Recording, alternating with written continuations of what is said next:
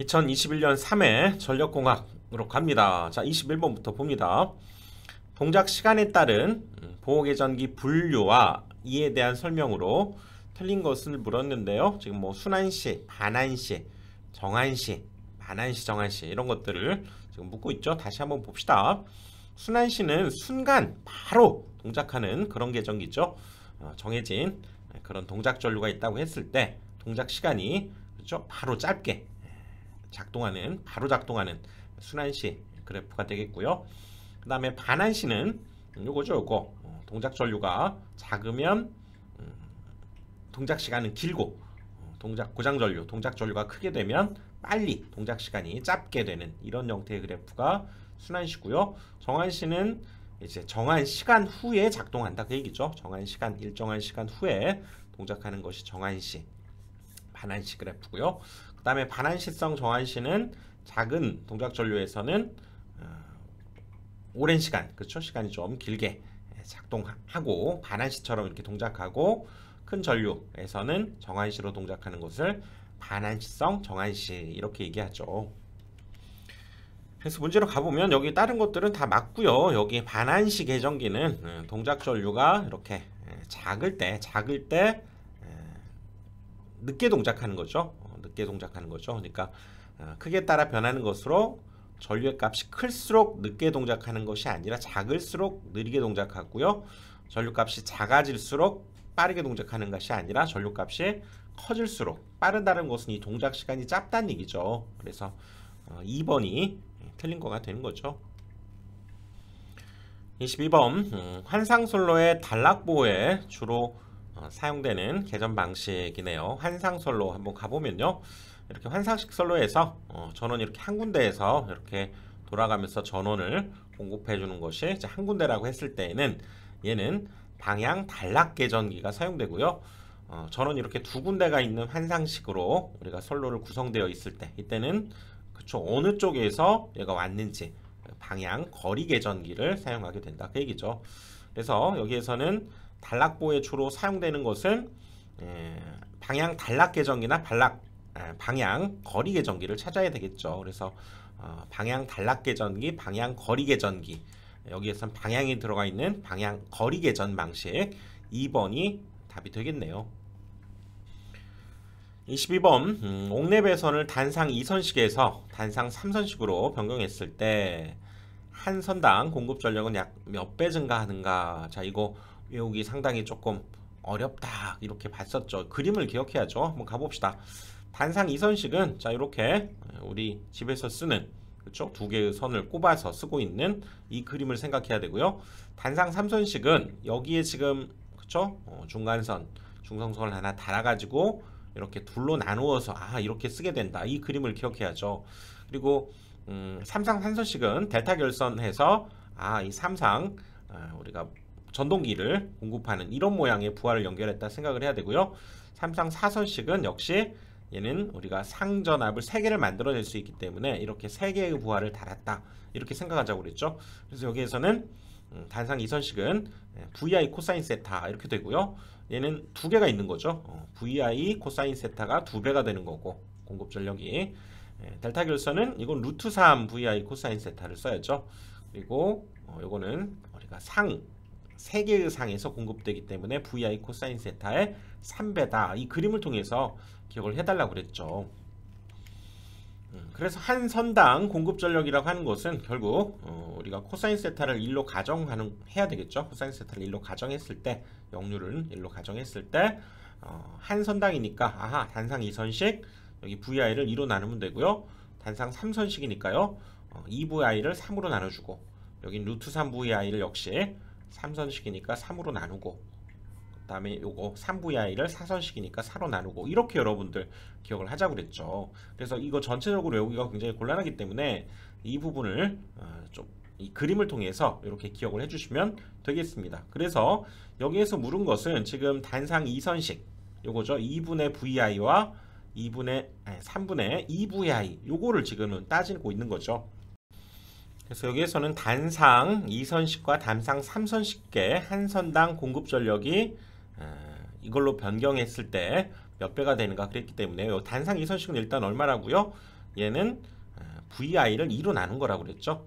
그리고 단상 3선식은 2VI를 3으로 나눈 거죠. 그래서 얘를 얘로 변경했을 때 공급 전력은 몇 배가 증가하는가, 즉 요것은 요거에 비해서 몇 배인가, 그러면 얘를 얘로 나눠야 되죠. 나눈다는 것은 역수를 곱하면 되니까요. VI 분의 2를 곱해주면 되겠죠. 그래서 이렇게 나눠지게 되니까 결국은 3분의 4가 되네요. 자, 이건 계산기로 두드려 보면 1.333이죠. 1.333. 2번이 답이 되겠네요. 24번 삼상용 차단기의 전격 차단 용량은 그 차단기 전격 전압, 전격 차단 전류와의 곱을 몇 배 한 것인가. 이거는 뭐 공식이죠. 삼상용일 때는 루트 3배, 단상일 때는 그냥 1배가 되는 거죠. 이렇게 삼상일 때는 차단기 전격 전압, 전격 차단 전류의 곱에 루트 3배를 해주죠. 단상인 경우에는 루트 3이 아니고요. 두 개만 곱해주면 되고요. 여기에서는 삼상이라고 했기 때문에 4번 루트 3이 맞죠. 25번 유용 낙차가 100m, 최대 유량이 20 세제곱미터/s의 수차가 있다. 낙차가 81m로 감소하게 되면 그때의 유량은 어떻게 되는가. 지금 여기 보시면 낙차와 지금 유량, 지금 이런 관계를 묻고 있는 거죠. 유량 공식 어떻게 됩니까? 유량은 그 면적에다가 우리가 속도가 곱해지면 유량이 만들어지죠. 근데 이 속도라고 하는 것이 루트 2gh 이렇게 되죠. 중력 가속도에다가 높이, 그거에 루트 씌운 값이 여기 v 이렇게 되기 때문에 결국 이때 유량과 높이, 낙차 사이의 관계는, 그렇죠? 얘만 따지자면 여기 제곱근을 우리가 씌웠기 때문에, 그렇죠? 유량 자체는 h의 2분의 1제곱에 비례한다, 이렇게 얘기할 수가 있죠. 그래서 처음에 낙차를 얘를 h1이라고 하고요. 그때의 유량, 이것을 우리가 q1이라고 해봅시다. 그리고 새로운 낙차, 여기 h2가 지금 81일 때 그때의 유량을 q2라고 한다면, 자, q1, q2 사이의 이 비례 관계가 뭐라고요? 루트, 그죠? 제곱근에 비례하기 때문에 그대로 비례하니까 위치도 그대로 유지가 됩니다. 여기 보면 뭐 h1, h2 이런 관계가 성립하죠. 그럴 때 지금 여기에서는 h2를 지금 구하라고 했기 때문에, 그렇죠? 우리가 구해야 되는 것은 h2를 구하니까요. 얘네 둘이 자리 바꾸면 되죠. 즉 q2가 이쪽으로 가고요. q1이 있는 상태에서 얘가 이쪽으로 옮긴다는 얘기는 역수가 곱해지기 때문에 이제 여기는 h1분의 h2가 되는 거죠. 이걸 대입해 주면 되죠. 그래서 여기에서는 지금 q1이 20이었고요. 20이었고 곱하기 루트 h1이 100, 얘가 81이니까요. 100분의 81 이렇게 되면서 얘는 루트 밖으로 10으로 나가고 얘는 9로 나가죠. 그러니까 이 값은 20 곱하기 얘가 10분의 9가 되는 거네요. 10분의 9. 그래서 10이니까 약분하면 2가 돼서 여기가 18이 답이 되는 거죠. 답은 2번이 됩니다. 그래서 이 유량과 낙차 사이에서는 2분의 1제곱을 한 것에 비례한다. 이것을 이용해 주면 되는 거죠. 26번 단락 용량이 3000MVA인 모선 전압이 154kg라고 한다면 그때 등가 모선 임피던스가 얼마냐 그랬는데요. 결론적으로 우리가 단락 용량, 이것은 그때의 임피던스 분의 V제곱 이렇게 얘기할 수 있죠. 우리가 용량 자체는 일종의 피상 전력이다 이렇게 얘기할 수 있죠.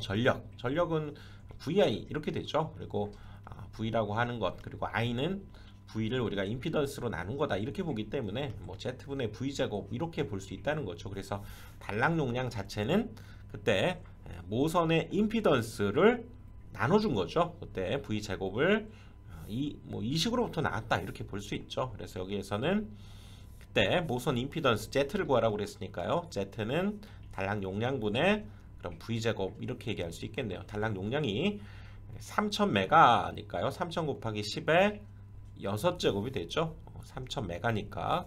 그리고 여기는 154죠. 154 곱하기 10의 세제곱의 제곱 이렇게 되죠. 그래서 어차피 요거 제곱이니까 6제곱 이렇게 약분돼 버리면서 남는 것은 3000분의 154의 제곱이 되겠네요.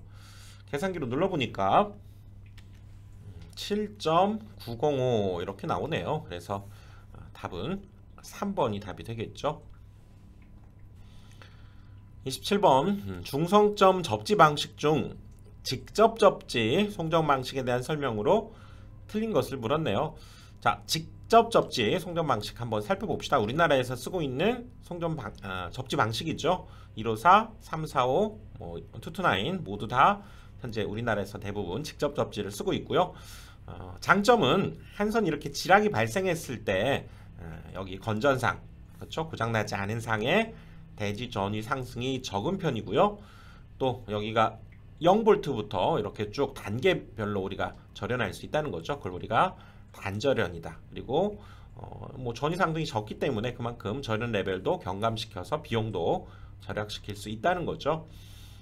지락 전류가 큰 편이죠. 왜냐하면 여기 직접 접지가 되어 있어서 통로가 확실하게 만들어지기 때문에 지락 전류가 크고요. 장점이라고 할 수 있다면 보호개전기 동작이 신속하고 정확한 장점이 있지만 또 그것에 따라서 또 단점도 있죠. 과도 안정도가 나쁘고요. 전자 유도 장애가 큰 편이고 기기에 번번이 충격을 줘서 수명이 단축될 우려가 있는 거죠. 이런 점이 이제 단점이 되고요. 그래서 틀린 것을 물었네요. 여기에서는 지락 전류는 최대가 된다. 맞죠? 그 다음에 개전기 동작이 확실하고 선택 차단이 가능하고 유도 장애는 비접지에 비해서 크다고 그랬죠. 절연 레벨이 경감되는 거죠. 상승되는 게 아니고 절연 레벨이 경감됐죠. 왜냐하면 여기 일선 지락 시에 건전상의 대지 전위 상승이 적기 때문에 사고가 났을 때에도 전위 상승이 적어서 절연 레벨을 상대적으로 경감할 수 있다 그 얘기죠. 4번이 틀린 거죠. 4번이 답이죠. 28번 송전선에 직렬 콘덴서를 연결했을 때의 특징으로 틀린 것은 그랬네요. 자, 직렬 콘덴서 그래서 일반적으로 선로의 유도석 리액턴스를 상쇄하기 위해서, 즉 여기에서 전압 강화가 발생하는 것을 보상하기 위해서 직렬로 이렇게 달아놓은 거다 그 얘기죠. 가장 큰 것은 전압 강화의 개선 효과가 크고요. 또 전압 변동률도 당연히 이 강화가 적다는 얘기는 전압 변동률도 작다 이렇게 얘기할 수 있죠. 그렇기 때문에 송전 전력이 증가하고요. 정태 안정도도 향상이 되고 사실상 역률이 나쁜 선로일수록 얘를 달았을 때 역률 개선 효과도 큰 편이다 이렇게 얘기할 수 있죠. 그래서 틀린 것을 물었으니까요. 전압 강화 감소 맞고요. 송전 전력 증가도 할 수 있습니다. 부하 역률이 안 좋을수록 설치 효과가 큰 거죠. 그러니까 이것은 3번 아주 교묘하게 해놓은 거죠. 단락사고 발생하는 경우 사고에 의해서 과전압이 발생하는 것도 맞습니다. 3번이 답이 되는 거죠. 29번 수압철관의 안찌름이 4m인 곳에서의 유속이 4m/s였다. 안찌름이 3.5인 곳에서의 유속은 어떻게 되는가? 이게 연속의 정리 이렇게 됐죠. 우리가 물이 이렇게 흐를 때 어떤 지점에서도 흐르는 유량은 당연히 같을 것이다. 그래서 유량 자체는 단면적에 그때의 유속, 속도를 곱한 것이 늘 같다 이 얘기죠. 표는 AV다 이렇게 얘기할 수 있죠. 그래서 여기에서 지금 안찌름이라는 것은 반지름이 지금 얼마입니까? 반지름이 2라고 볼 수 있기 때문에 이때의 넓이는 파이 r 제곱 4파이가 되는 거고요. 여기 안찌름이 3.5면 2분의 3.5 그쵸? 이것이 반지름이니까 여기도 파이 r 제곱 이것이 이때의 면적이 되고요. 그때의 유속 여기에다가 곱하기 4한 거랑 즉 식을 쓰자면 이때의 단면적에다가 4를 곱한 거랑 이때의 단면적 파이 2분의 3.5의 제곱이죠. 그때 유속을 우리가 V라고 한다면 그렇죠? 이 값이 서로 같아야 된다 그 얘기죠. 이렇게 약분시키고 결국 V는 16 곱하기 얘가 역수로 넘어가니까요. 얘는 3.5분의 2의 제곱 곱해주면 우리가 구하려고 하는 유속이 만들어지겠죠. 계산기로 계산해보니까요. 5.22 정도가 나오네요. 5.22. 그러니까 답은 2번이 답이 되죠. 2번. 30번 경관이 200m인 가공전선로가 있다. 전선의 길이는 경관보다 약 몇 미터 더 길어야 하는가? 이거 일단 문제 자체는 우리가 이렇게 지지물이 있을 때 지지물 사이 거리를 경관 S로 표현했죠. 근데 전선을 여기에 이제 우리가 지지해서 이렇게 할 때 아하, 이도가 생기죠. 이 길이의 요 길이만큼 요 차이를 이도라고 하고, 실제의 이 거리는 전선의 길이는 경관에 비해서 얼마만큼 더 기냐 그랬는데, 이건 일단 이도 공식 뭡니까? D는 얘는 8T분의 월드 시리즈 제곱 이렇게 됐죠. 그리고 그때 실제 이 전선의 길이 L 외워야 됩니다. 얘는 경관 S에다가 얘는 3S분의 얘는 8D 제곱 이렇게 되죠. 3S분의 8D 제곱.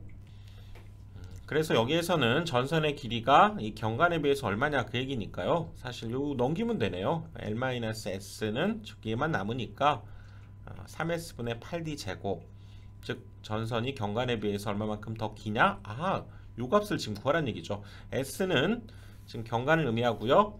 여기 D가 2도를 뜻하기 때문에 얘는 200이고 D만 알면 되네요. 그래서 여기 D값 알면 되는데, W는 전선 1m당 하중 맞고요. S는 경관입니다. 경관 200 되고요. 그 다음에 여기 T는 수평 장력 이렇게 됐죠. 우리가 이렇게 보시면 8T분의 월드 시리즈 제곱에서 2도, T는 수평 장력을 의미합니다. 수평 장력, W는 1m당 전선의 중량이 되는 거고요. S가 경관. 수평 장력은 안전율로부터 또 인장 하중 주어지면 이렇게 구할 수 있죠. 안전율의 정의는 인장 하중이 수평 장력에 비해서 얼마만큼 더 큰가를 뜻한다고 그랬죠. 얘가 잡아당기는 힘이 있는데, 그렇죠? 이 전선 자체가 견디는 힘 더 커야죠. 얘가 잡아당기는 것보다 2배 더 견디면 안전율이 2가 되는 거고요. 아무튼 이 식으로부터 안전율과 인장 하중이 주어지면 자리 바꾸면 되죠. 그래서 수평 장력은 안전율분의 인장 하중으로도 구할 수 있습니다. 아까 여기 봤던 대로 전선의 길이는 S 플러스 3S분의 8D 제곱이죠. 이렇게 되기 때문에 3S분의 8D 제곱 이렇게 되죠. 그래서 다 주어졌으니까 이거 한번 구해보면 이제, 자, W는 1m당 하중 2kg이고요. 그 다음에 S는 경관 200이죠. 200에 그럼 제곱이 되고, 8 곱하기 얘는 수평 장력인데요. 인장 하중과 안전율이 주어지면 안전율분의 인장 하중으로도 구한다고 그랬죠. 2분의 4000 이렇게 되죠. 그래서 요 값을 구한 것을 여기 이제 대입해 주면 되니까 이거 계산기로 두드려 보면 2도는 5가 되네요. 그래서 여기에 이제 대입해 보면 3 곱하기 경관 200이었죠. 200 그리고 8 곱하기 5의 제곱, 이거 계산 역시 최종적으로 해보면 3분의 1 나오네요. 0.3333 이런 값이 나오니까 답은 1번이 되는 거죠. 31번 송전선로에서 현수 애자련의 연면 썸납과 가장 관계가 먼 것은 그랬네요. 이것은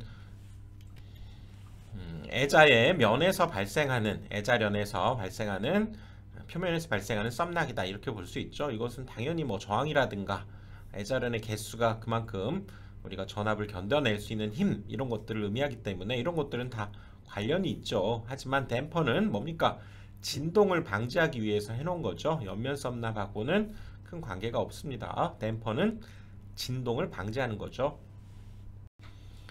32번 전력계통의 중성점 다중접지 방식의 특징으로 옳은 것은 그랬는데요. 다중접지는 일종의 직접 접지의 일종이죠. 그래서 조금 더 많이 접지를 했다 그런 의미이기 때문에 직접 접지를 조금 더 강화했다 이렇게 보시면 됩니다. 그래서 직접 접지의 장단점을 그대로 가져가는 거죠.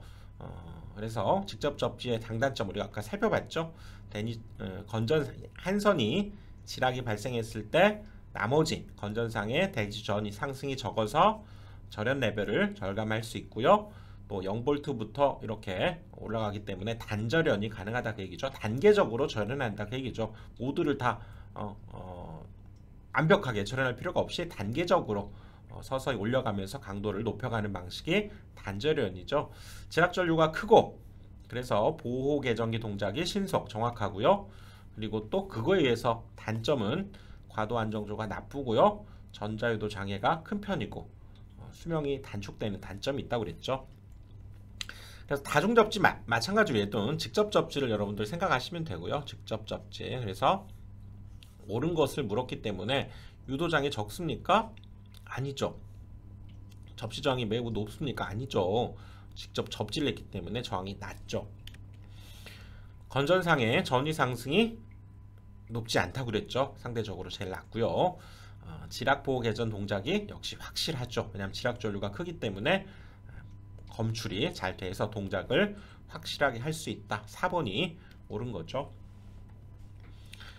33번 전력계통의 전압 조정 설비에 대한 특징으로 틀린 것을 물었네요. 여긴 병렬 콘덴서, 뭐 조상기, 리액터 이런 것들을 다뤘는데 다시 한번 정리해보면 일단 전용용 콘덴서는 진상 전류만 공급이 가능하죠. 단계가 그러니까 조정이 계단적, 단계적으로 이렇게 딱딱 끊어서 단계적으로 가능하지만 동기 조상기는 진지상 모두 공급이 가능하고요. 연속적으로 운영할 수가 있는 거죠. 소양, 경량 그래서 경제적이고요. 손실이 적고 동기 조상기는 시험적인 송전, 충전이 가능하다 그 얘기죠. 용량 변경이 쉽죠. 더 달거나 뭐 떼내면 되니까. 하지만 동기 조상기는 그쵸. 얘는 용량 변경이 어려운 점이죠. 이 리액터도 같은 어떤 효과가 있는 거죠. 물론 반대로 작용하긴 하지만 단계적이고 소형 경량이고 용량 변경이 쉽고 이런 것들은 같은 의미죠. 리액터는 이제 지상 전류를 공급하죠. 그래서 틀린 거를 물었네요. 나머지 것들은 다 우리 방금 말한 대로 같고요. 2번이 틀린 건데 봅시다. 동기 조상기는 조정 단계가 불연속적입니까? 연속적이라고 그랬죠. 콘덴서라든가 리액터는 이렇게 불연속 단계적으로 이렇게 우리가 증설할 수 있는 점이 맞는데 연속적이라고 한 것이 역시 틀린 거죠.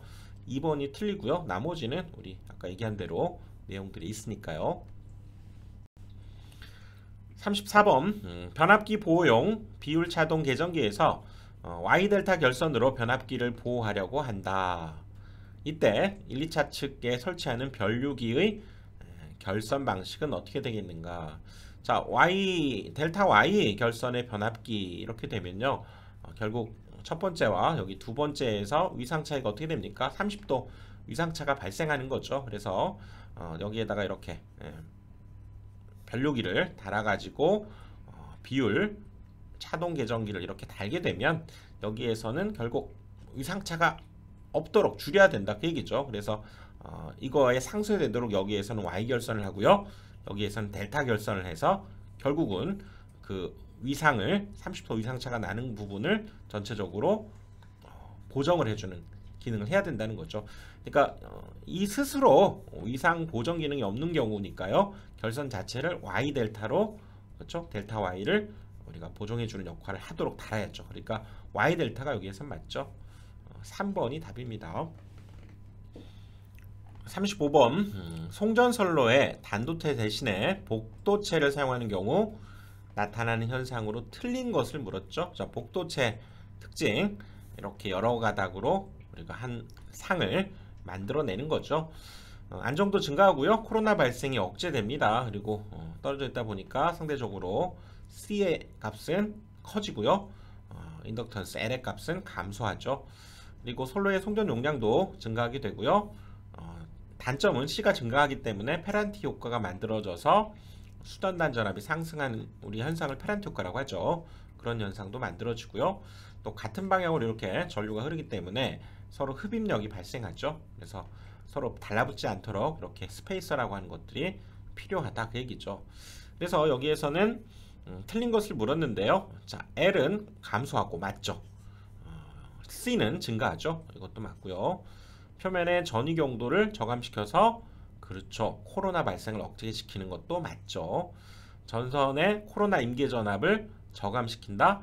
임계 전압이 낮다는 건 뭐냐면 코로나 발생이 그만큼 많다는 겁니다. 낮은 전압에서 발생하기 때문에. 그래서 4번이 옳지 않은 거죠. 조심해야죠. 코로나 발생이 적어지는 것과 코로나 임계 전압이 높아지는 것이 맞는 거죠. 그렇지? 임계 전압이 작아지면 발생이 더 많아집니다. 4번이 옳지 않은 거죠. 36번 어느 화력발전소에서 4만 kWh를 발전하는데 발열량 860kcal per kg이네요. kg당 860kcal가 나오는 그런 석탄이 60톤이 사용된다. 발전소의 열 효율은 얼마냐 그랬죠. 당연히 효율은 우리가 입력되는 그렇죠. 열이 얼마만큼 열이 들어가느냐 따라서 나오는 출력되는 열로 우리가 계산해 주면 되겠죠. 근데 여기에서 들어가는 지금 입력되는 열은 어떻게 됩니까? 킬로그램당 860kcal니까요. 60톤이 사용됐으니까 60톤은 우리가 킬로그램으로 바꾸면 10의 세제곱이 되는 거죠. 그러니까 들어가는 우리가 총 열량은 860kcal에다가 그렇죠? 이만큼의 킬로그램, 그렇죠? 60톤이니까 60하고 10의 세제곱 킬로그램이 들어간 거고요. 킬로그램당 860kcal니까 이게 입력되는 총 열량이 되겠네요. 자, 출력되는 열량은 어떻게 됩니까? 이게 킬로와트 아워죠. 이게 바로 전력량이기 때문에 전력량 킬로와트 아워니까요. 1kW당 얼마입니까? 우리가 1kW당 1kWh가 860kcal가 되는 거죠. 그렇기 때문에 여기 860 곱하기 여기도 4만을 해주면 되는 거죠. 그래서 총 이것은 뭐 열량으로 계산한 거죠. 입력된 열량 이게 발전소의 이게 전력량에다가 우리가 1kWh당 우리가 860이니까요. 860kcal니까 얘를 집어넣은 거죠. 그래서 곱하기 100을 해보면 이거 약분되네요. 약분돼 버리면 여기 4개 없앨 수 있죠. 이거 2개 없애고 6분의 400이네요. 계산기로 두드려 보면 이것이 66.6666 이렇게 나가네요. 그러니까 답은 2번이 되는 거죠. 2번. 37번 가공송전선의 코로나 임계전압에 영향을 미치는 여러가지 인자에 대한 설명 중 틀린 것은 그랬는데요. 자, 코로나 임계전압 공식을 한번 살펴보시면 코로나가 발생하기 시작하는 최저한도 전압이 있죠. 그러니까 높을수록 코로나가 발생이 적은 거죠. 그래서 24.3에 M0M1 델타 D 로그 R분의 D고요. M0는 표면계수 단선인 경우엔 1, 연선인 경우에는 뭐 0.8 이렇게 쓴다고 그랬죠. M1은 날씨계수, 천우계수라고도 하고요. 맑은 날은 1이고 비 오는 날은 0.8로 잡자 그 얘기죠. 델타는 상대 공기 밀도고요. 전선의 직경, 얘는 반지름, 이것은 성간거리가 되는 거죠. 그래서 코로나 임계전압 한번 다시 적어보면 24.3에 M0 M1 델타 D 로그 R분의 D 이렇게 됐죠. 요걸 또 살펴보면 자, 매끈할수록 임계전압이 낮아집니까?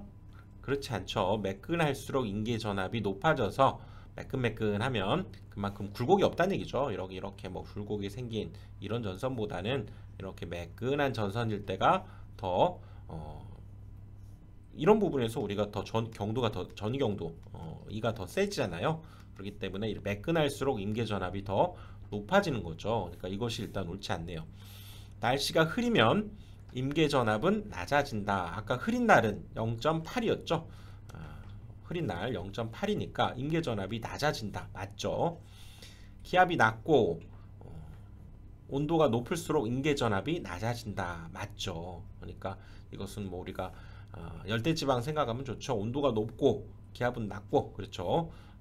거기에서 오히려 코로나 발생이 많기 때문에 임계전압은 낮아진다. 이렇게 생각하시면 되고요. 반지름이 클수록 임계전압은 높아진다. 지금 여기에서는 여기 지름에 비례하기 때문에 그렇죠? 반지름하고도 당연히 비례한다. 이렇게 봐야죠. 근데 로그 속에 있는 이 반지름은 이 지름에 비해서 이 로그 값은 상당히 작은 값입니다. 우리가 10이라고 하는 것과 로그 10이라고 하는 것은 어떻게 됩니까? 얘는 고작 1밖에 안 되는 거죠. 그러니까 얘의 영향을 받는다. 이렇게 보셔야 되고요. 얘는 결국 비례하게 되는 그렇죠? 반지름에도 비례하고 지름에도 비례하고 임계전압이 높아진다. 이렇게 얘기할 수가 있죠. 1번이 틀린 거죠. 38번 송전선의 특성 임피던스의 특징으로 옳은 것은 물었네요. 특성 임피던스 가봅시다. 특성 임피던스, 파동 임피던스라고도 하고요. 결국에는 루트 y분의 z 이렇게 됐죠. 그래서 이거 임피던스는 r 플러스 j 오메가 l이고요. 어드미턴스는 우리 컨덕턴스와 오메가 c 이렇게 됐죠. 근데 이 값이 상대적으로 적은 값을 가지고 있기 때문에 이걸 무시해주고 이거 약분해주게 되면 결국 루트 능과 같다고 그랬죠. 루트 능 이렇게 된다고 그랬죠. 루트 능 생각해야 됩니다. 이렇게 됐죠.